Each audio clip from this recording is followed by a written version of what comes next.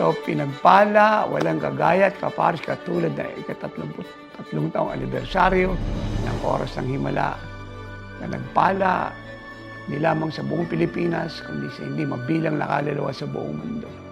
Ang kalangit ay nagbubunyi dahil ang Oras ng Himala ay galing sa Diyos. Kaya ngayon nilagay sa napakaraming television stations, radio stations, pinulbulas sa social network evangelism, nilagay sa Oras ng Himala apps, pinulbulas sa podcasts, sa live streaming, sa Facebook at sa YouTube, at nalathala sa napakaraming mga libro at magazine here and abroad. Kaya yung tayo po ay magkaroon ng magandang bahagi sa napakatagumpay na Oras ng Himala ng GCIC Worldwide Ministries ay isang pribileyo sa Diyos. At napakalaga lagi nating maalala na ang tagumpay ng anumang gawain ay nandoon sa ating united corporate obedience. Yung ating sama-samang panalangin, pag-aayuno, pag-iimbita, kagalakan, pusong nananampalatayang we will see Christ's power in action. At ang napakaraming blessing na kanyang ibubuhos. Hindi lang kagalingan na ang bulag ay nakakita, bingay nakarinig, ang kitong ay luminis, mga pilay lumakad, ang inalya naman sa mga espiritu ay lumayat, lahat ng sakit karamdaman ay gumaling. Kundi kasama po rito ang financial blessing, provision, promotion, lupa, bahay, negosyo, trabaho, transaksyon, oportunidad, mana, ginto, alahas, at iba pang kayamanan ng mga likod.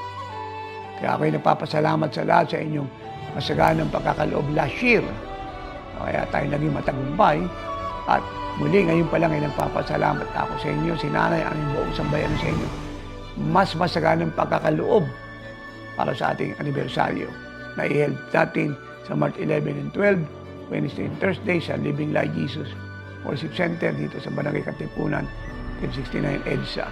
At yung much awaited nating grand celebration sa March 15, 4 p.m. bukas na ang gate ng 1 p.m. sa Marikina Sports Center. Kaya damandam ako inyong pananabik na magkaloob ng totoo, ng masaganang pagbibigay. At damandam ako inyong pong kagalakang magbigay ng sobra sa inyong ibinigay na nakalipas na taon. Kaya tawag niyo po sa accounting kaagad ang inyong ibibigay.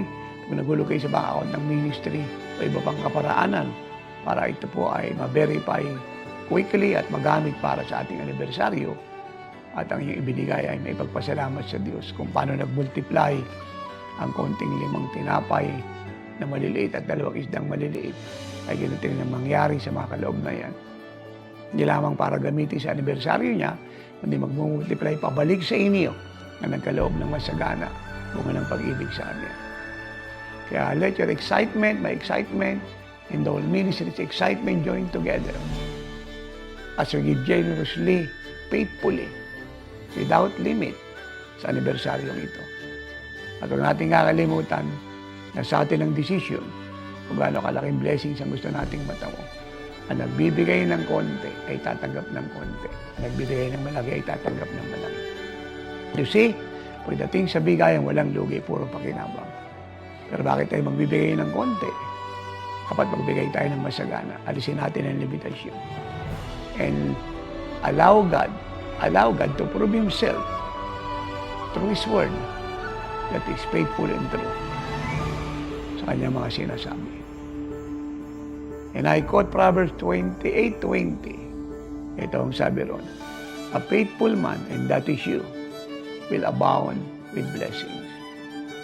Ang taong tapat ay mananagana sa biyaya. So thank you for being faithful in your generous giving to the Lord. See you there. Mag-imbita tayo, mag-anyaya. Gamitin ang ating mga Facebook, i-like, i-share ang panawagang ito. And let us join together in thanking God na ibinigay niyo sa atin ang oras ng himala. At kayo mismo ay napagpala dahil sa programang ito. So again, let us sing the goodness of God. Let us thank Him for His faithfulness. Let us expect blessings upon blessings. For He promised us, in multiplying, He multiply us. And this is your season to increase, to enlarge, and multiply. In Jesus' name, at ang lahat ang magbibigay ng masagana na walang limitasyon ng puno ng pananabik ay sama-samang magsabi ng napakalakas na Amen and Amen.